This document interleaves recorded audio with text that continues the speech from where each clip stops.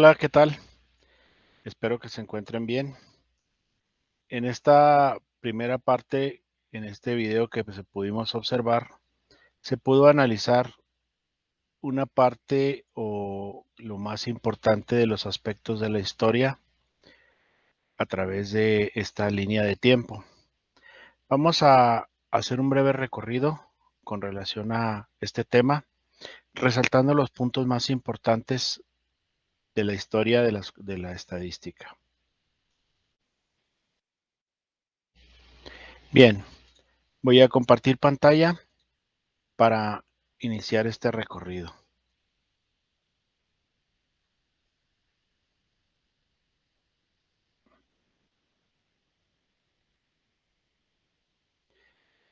Como se indica en esta primera diapositiva, la palabra estadística procede del latín statisticum collegium o consejo de estado y de su derivado italiano statista u hombre de estado o político.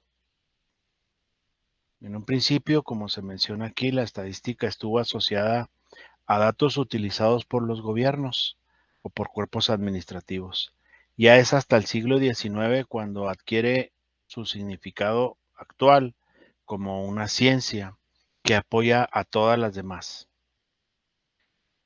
La estadística veremos como no va a estudiar el comportamiento de una sola persona de forma aislada, sino que de grupos y colectivos.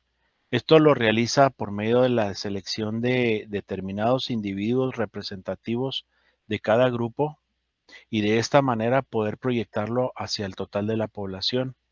Al hablar de población, hablamos de una cantidad o de un grupo de personas. Población puede ser el número de estudiantes en una escuela, puede ser la población del municipio de Chihuahua o puede ser el número de trabajadores de una empresa, el número de docentes de una escuela. Es decir, población es el grupo que vamos a hacer nosotros algún análisis estadístico. En su origen, la estadística se dice que proviene desde la invención del dado, hace 7,000 años.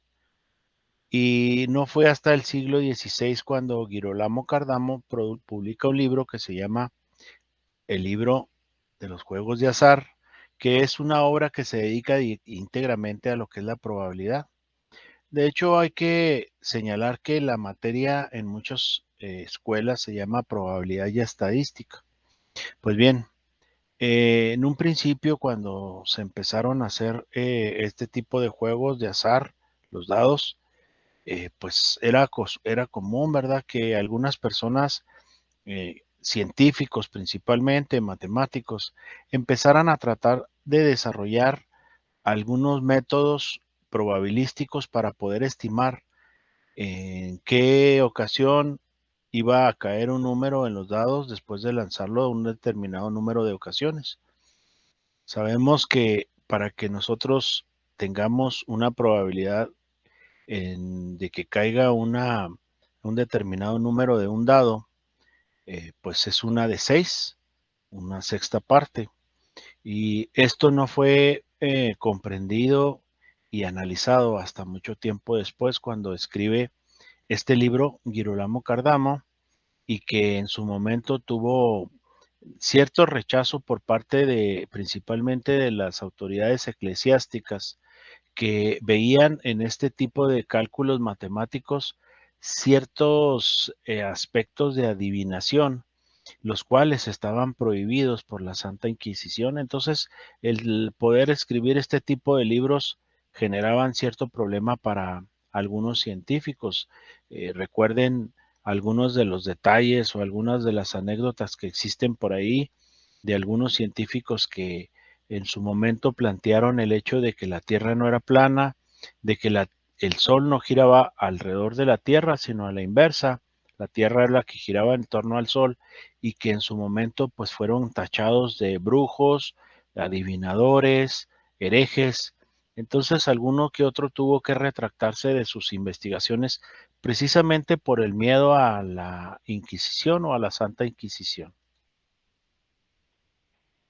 Es este personaje Gottfried Archenwald, quien en 1752 utiliza esta palabra de estadística para mencionar lo que significa para él la ciencia de las cosas que pertenecen al Estado.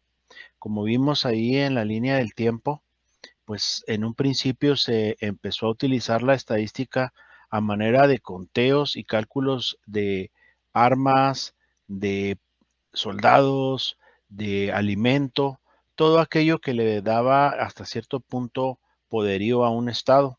Recordemos que en un principio los estados no eran como los conocemos hoy, países, en un principio eran reinados, eran feudos, y imperaba mucho el dominio de aquellos que tuvieran mayor capacidad de invasión o para defenderse de ataques externos.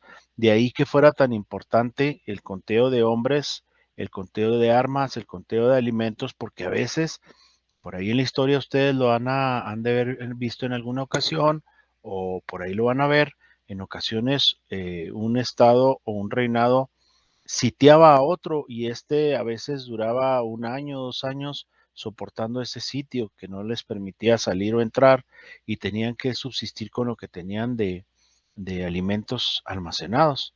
Entonces era muy importante pues el tener cierto poderío en alimentación, en armas, en hombres, en todo aquello que les permitiera pues soportar los embates de otras naciones o de otros estados.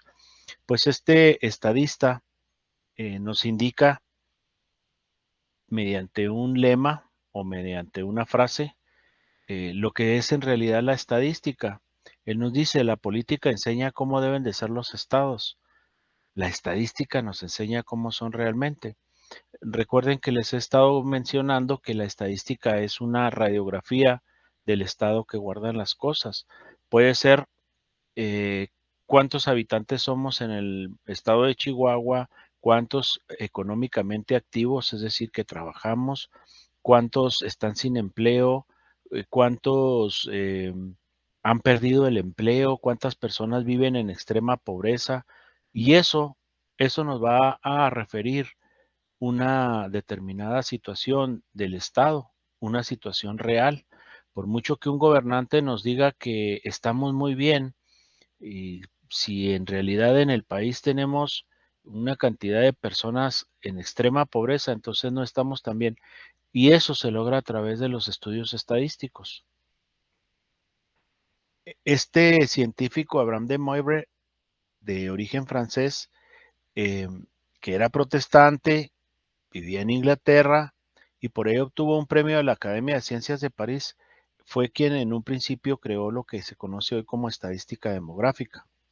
La estadística demográfica es una parte de la estadística muy importante, es una ciencia muy importante, porque no nada más nos indica cuántas personas viven en un determinado municipio, estado o república, sino que nos da un parámetro para que podamos nosotros calcular, por ejemplo, municipalmente hablando, podamos calcular cuántas vías se van a requerir para años posteriores, cuántas vialidades, porque se calcula de acuerdo a los que fuimos, a los que somos y el pronóstico de los que seremos, cuántos vehículos más circularán por una ciudad. También en esta estadística demográfica se acostumbra a planear a futuro qué áreas o qué partes de la ciudad se van a convertir en fraccionamientos en unidades habitacionales, es decir, terrenos que se van a utilizar para vivienda.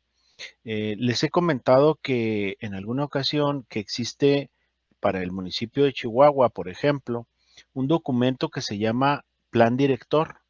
Este documento, Plan Director, se desarrolla cada 10, 20, 30 o hasta 40 años y en él se plasman todas las directrices que seguirá el municipio en un plazo de 10 años, 20 o 30 o hasta 40. Es decir, ahí se planea cuáles áreas de la ciudad se van a dedicar como áreas verdes, como reservas ecológicas, cuáles se van a dedicar para industria, cuáles se van a dedicar para casa habitación, cuáles avenidas son mixtas, por ejemplo, comerciales y al mismo tiempo de habitacionales. Entonces, ahí interviene mucho la estadística demográfica, porque también con esta ciencia se puede saber cuánto va a requerir de recursos un municipio para el año siguiente o para los 3 años siguientes para dotar de infraestructura a una determinada colonia o colonias, para pavimentar calles, para hospitales que se van a necesitar, para servicios en este caso, de emergencia, como bomberos, policía, qué sé yo. Entonces, esta parte, pues, creada por este científico Abraham de Moivre, eh, es muy importante porque de ella es de donde los estados, los países, los municipios van a proyectar su crecimiento a, a largos plazos y pues obviamente tiene que llevar una gran cantidad de estudios para poder en un momento dado no tener el problema de que al día siguiente de que ya se inició una nueva administración, pues no se tienen los recursos para darle sustento, para darle soporte a estos nuevos fraccionamientos, por ejemplo. Seguimos, durante la revolución industrial se le da un gran impulso a lo que es la estadística, en este caso a las estadísticas aplicables. ¿Por qué? Porque durante la revolución industrial aparece lo que es la producción en serie. Recordemos que antes de la revolución industrial, por allá de 1850, por ejemplo, casi todo se fabricaba manualmente, zapatos, eh, artículos para el hogar, casi todo era una manufactura artesanal, por decirlo de alguna manera. Pues bien, cerca del año 1900, durante la aparición de la revolución industrial, empiezan a aparecer máquinas que realizan el trabajo de 10, de 100 trabajadores de una manera automática y de una manera en serie y muy a prisa. Y pues debido a esto se empiezan a abaratar los costos de muchos artículos y esto origina que la estadística se perfeccione para todo aquello que son estimados de ganancias, de pérdidas, de costos dentro de estas empresas. A partir de que aparece la revolución industrial, también empiezan a aparecer, por ejemplo, la producción de vehículos en serie. Recordemos al inventor Henry Ford con aquel vehículo, el Ford Modelo T, en donde él pensaba que en Estados Unidos toda familia debería de tener un vehículo. En aquel tiempo ni siquiera eran todavía muy aceptados los vehículos de combustión interna, los vehículos de motor, porque se decía que eran muy ruidosos, que eran artefactos que muy complejos para manejarlos y que podían ocasionarle lesiones a las personas en atropellos principalmente. Entonces se pensaba que circulaban a demasiada velocidad, entonces no estaban todavía muy aceptados, mas sin embargo se empiezan a producir en serie también y eso hace que el costo de estos vehículos baje de precio y obviamente pues ya muchas personas pueden acceder a tener un vehículo de este tipo y se sigue dando pues esta carrera de la producción en serie y obviamente las estadísticas aplicables en este caso pues siguen utilizándose de una manera acelerada. En su inicio, la estadística tenía como función la obtención de datos de manera rápida y con bajos costos, organización y procesamiento y principios y métodos para que las conclusiones de los procesos de inducción sean válidas.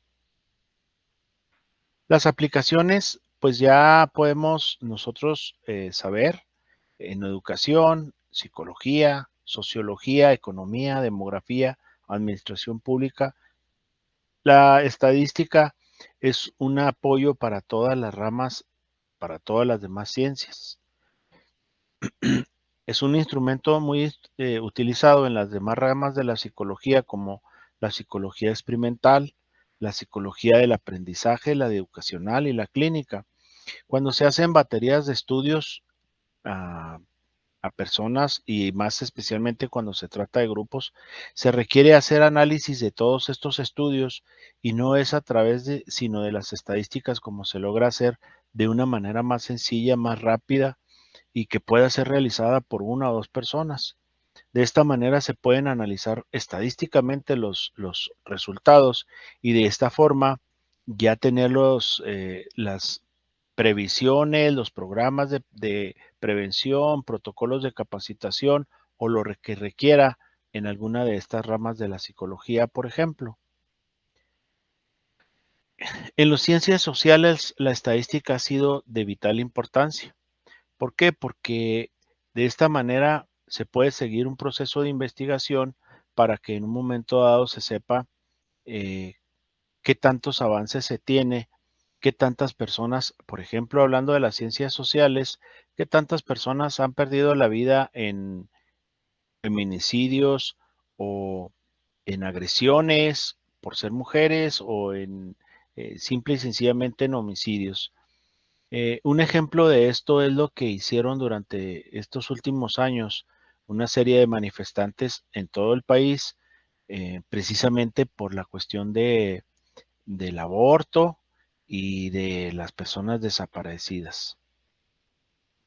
Entonces, la observación científica, así de una manera general, tiene por objeto la producción de datos de la realidad que estudia. Es muy importante que comprendamos que la estadística maneja la realidad. Por eso decía este estadista, Gottfried, por eso decía que Achenwald, que la estadística es un reflejo de la realidad. La política nos dice cómo manejar un gobierno probablemente, pero la estadística nos dice cómo es en realidad. Entonces, la estadística va a estudiar los hechos, va a estudiar la realidad y los vamos a poder ver desde principios o de perspectivas cuantitativas o distributivas, según sea, dependiendo de cómo vayamos a manejar la investigación. Aquí vemos un ejemplo de personas desaparecidas por entidad federativa, es decir, por estados. Chihuahua tiene, por ejemplo, en este año 2019, 3.907 personas desaparecidas, pero hay estados como Jalisco, como Tamaulipas, que superan ahí los 9.000, 10.000, y podemos ver pues que a lo largo de todo el país existe una gran cantidad de personas desaparecidas.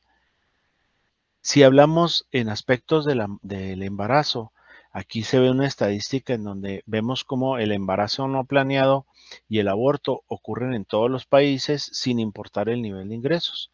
Y vemos cómo tasa de embarazo no planeado, y ahí vemos las tasas, vemos cómo con colores se nos está indicando la tasa de embarazo no planeado en países de bajos ingresos en la columna de la izquierda. Luego en la columna central en color verde turquesa vemos los países de ingresos medios y vemos finalmente en un color verde en la tasa de embarazos no planeados en países de ingresos altos. Es decir, podemos observar cómo existe probablemente una relación entre la economía de los países y los embarazos no planeados, es decir, a menor educación, menor economía, mayor pobreza, mayor ignorancia, bueno, pues aquí es donde se dan en los países de ingresos bajos como el de nosotros, pues es donde se dan la más alta tasa de embarazos no planeados. Esto sucede precisamente por esa consecuencia de la economía tan baja, ¿verdad? La economía baja o la extrema pobreza o simplemente la pobreza afectan de tal manera a la sociedad que llega un momento en que los hijos ya no pueden seguir estudiando la preparatoria o la universidad y simple y sencillamente tienen que trabajar para ayudar en el gasto familiar y pues obviamente que dejan sus estudios inconclusos y pues esto acarrea que después cuando no tienen la suficiente educación y esto acarrea que cuando tienen alguna relación interpersonal pues caigan en este problema de un embarazo no planeado. Aquí vemos un ejemplo también de los casos o los procesos abiertos en contra de personas que han abortado. Vemos que en el 2018 son 570. Dice como Torquemada, porque nos habla de que en México persisten marcos jurídicos construidos con base en consideraciones religiosas o de morales privadas. que nada tienen que ver con la evidencia que nos aporta la ciencia. Se trata de legislaciones en las cuales priva una lógica punitiva, es decir, de castigo, que hace recordar los tiempos que reinaban los Torquemada. Al hablar de Torquemada, están hablando como uno de los líderes que en su tiempo, valga la redundancia, lideró la Santa Inquisición. Y era un tiempo en que el simple señalamiento de una mujer por sospecha de brujería o de herejía ya era torturada o era eh, procesada y generalmente condenada a morir en la hoguera. Bueno, por eso dicen que como Torquemada. Actualmente hay gobiernos que han estado procesando a las mujeres que abortan en estados de aquí de la República en donde todavía es un delito abortar. Luego aquí nos dicen total de casos de presunto delito de aborto de 2015 a 2019 y vemos igualmente por estados. La Ciudad de México es el que tiene mayor cantidad y así podemos ver a los demás estados de la República, hasta Nayarit que tiene 0 casos, pero por ahí podemos ubicar a Chihuahua con 45. Luego esta otra estadística nos dice cuántas mexicanas pueden cubrir un aborto con su salario y hablamos de clandestinos, un 94% en edades de 25 años o menos, con pastillas un 80% y privado en la Ciudad de México un 83%. Igualmente de los 25 a los 49 años, clandestino un 84%, con pastillas un 64% y de manera privada en la Ciudad de México, que sí se permite, un 68%. Bien, esto nos da, estas primeras dos estadísticas, hablando del clandestino, nos da una idea de que esto se está llevando a cabo de una manera muy riesgosa para las mujeres, porque lo están haciendo en lugares inapropiados, con personas que no tienen la capacitación para hacerlo, a veces, en el mejor de los casos, enfermeras. Digo en el mejor de los casos porque una enfermera pues ya tiene conocimientos científicos, ¿va? Pero aún así no quiere decir que esté preparada para llevar a cabo un aborto. Entonces, vemos cómo se arriesgan las mujeres eh, en edades desde los 25 hasta los 49, se arriesgan pues a perder la vida en uno de estos abortos clandestinos. Bien, pues todas esas estadísticas dieron pie a que un caso fuera y llegara hasta la Suprema Corte de Justicia de la Nación. Este caso era un caso de Coahuila, en donde una mujer estaba siendo procesada y sentenciada por el delito de aborto. En esta ocasión, la Suprema Corte de Justicia de la Nación realizó un estudio a profundidad con relación a el derecho a la mujer a abortar y actualmente se dice que en México, Oaxaca, Veracruz e Hidalgo son los únicos estados donde está permitido el aborto, pero en todos los demás estados de la República es un delito. Si la mujer es sorprendida, pues va a ser procesada y en su momento sentenciada. Bien, pues una vez que sesionó la Suprema Corte de Justicia de la Nación y considerando todas las estadísticas y más de que las que yo les mostré, pues la Suprema Corte de Justicia decidió declarar que no era constitucional el que esta mujer estuviese siendo sentenciada o procesada por el delito de aborto. ¿Por qué? Porque mencionaron en su resolución que era un derecho de la mujer. Esto abre la puerta para que los demás estados de la República se acojan a este dictamen de la Suprema Corte de Justicia en lo que se llama jurisprudencia, cuando no existe una ley eh, de algún asunto específico y la Suprema Corte de Justicia de la Nación emite un dictamen, emite una sentencia de ese problema, eh, crea lo que se conoce como jurisprudencia, es decir, esto ya aplica para cualquier estado de la República. Por lo pronto, allá en Coahuila se ordenó liberar a las mujeres que estaban encarceladas por abortar. Entonces, por ahí dicen que en Coahuila, pues ya se adaptarán al criterio del máximo tribunal. Ahí está la nota, ahí está la liga de la nota para que se pueda ver cómo las estadísticas tienen relación directa a veces con decisiones que de alguna manera pueden ser políticas o pueden ser con ideas, como se dijo aquí, ideas religiosas o moralistas, y que nada tienen que ver con las decisiones que se toman a nivel constitucional. La Suprema Corte hizo un estudio a profundidad de este asunto del aborto y terminó por dictaminar que era anticonstitucional que estuviese siendo procesada o sentenciada, siendo que ya la Suprema Corte lo considera como un derecho de las mujeres. Bien, otro caso u otro ejemplo de lo que es el apoyo de la estadística se dio ahí durante la Segunda Guerra Mundial, en donde este estadístico Abraham Wald salvó muchas vidas por medio de un panel de matemáticas aplicadas. Resulta de que los aviones bombarderos que utilizaban durante la Segunda Guerra Mundial fueron analizados en los impactos que recibían y ahí podemos ver en puntos rojos todos los impactos que un avión recibía y que al llegar nuevamente a la base, pues lo analizaban. Este matemático científico hizo un estudio y contrario a lo que pensaron los ingenieros en la aeronáutica, dijeron, vamos a colocarles placas especiales en estos lugares para evitar que les vayan a ocasionar un daño, ¿verdad? Porque ahí es donde están impactando los proyectiles tierra-aire. Pero luego este científico les dijo, no, deben de colocar placas en aquellos lugares en donde no hay impactos. ¿Por qué? Porque estadísticamente dijo, los aviones que regresaron y que pudieron ser analizados, como este que se ve en esta figura, pues son los que no sufrieron un daño tal que les obligara a perder el vuelo, a que cayeran a tierra. Entonces, este daño que estamos observando no es letal para el avión. Pero, más sin embargo, los que no regresaron es porque recibieron impactos en estas partes que no podemos nosotros ver porque esos aviones cayeron.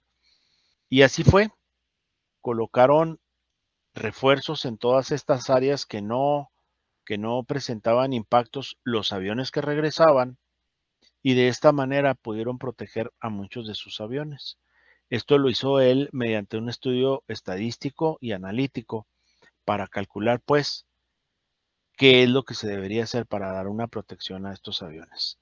Bien, hasta aquí vamos a llegar a esta parte. Ya la siguiente parte que veamos, avanzaremos un poco más.